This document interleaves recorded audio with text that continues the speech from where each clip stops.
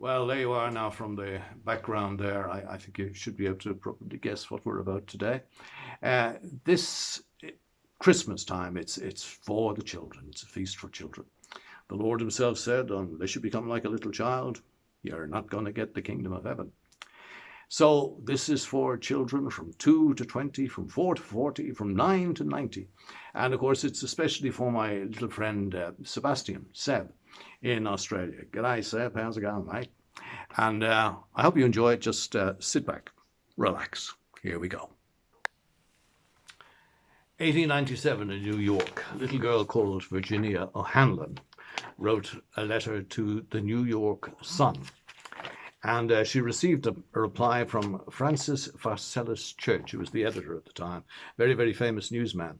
And her reply was in the form of an editorial in the newspaper. It's become one of the most famous editorials ever written. So Virginia writes, Dear editor, I am 8 years old. Some of my little friends say there is no Santa Claus. Papa says, if you see it in the sun, it is so. So please tell me the truth. Is there a Santa Claus? And here's what the editorial in reply said. Virginia, your little friends are wrong. They have been affected by the skepticism of a skeptical age. They do not believe except they see. They think that nothing can be which is not comprehensible by their little minds. All minds, Virginia, whether they be men's or children's, are little. In this great universe of ours, man is a mere insect, an ant in his intellect, as compared with the boundless world about him, as measured by the intelligence capable of grasping the whole of truth and knowledge. Yes, Virginia, there is a Santa Claus. He exists as certainly as love and generosity and devotion exist, and you know that they abound and give to your life its highest beauty and joy.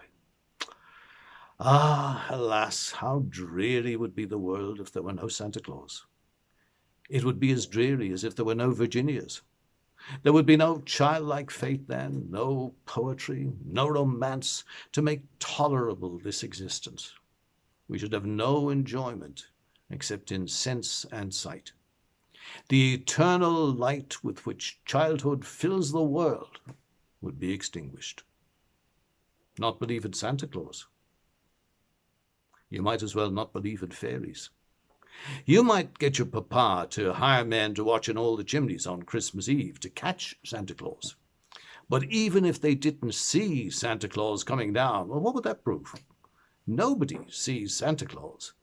But that is no sign that there is no Santa Claus. The most real things in the world are those that neither children nor men can see. Did you ever see fairies dancing on the lawn? Well, of course not.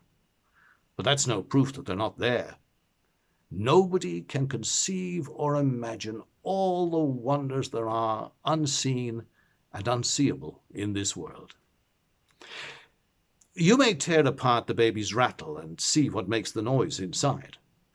But there is a veil covering the unseen world which not the strongest man, nor even the united strength of all the strongest men that ever lived, could tear apart.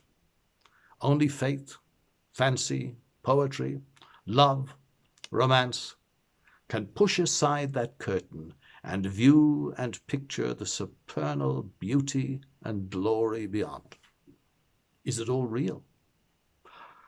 Ah, Virginia, in this world there is nothing else real and abiding.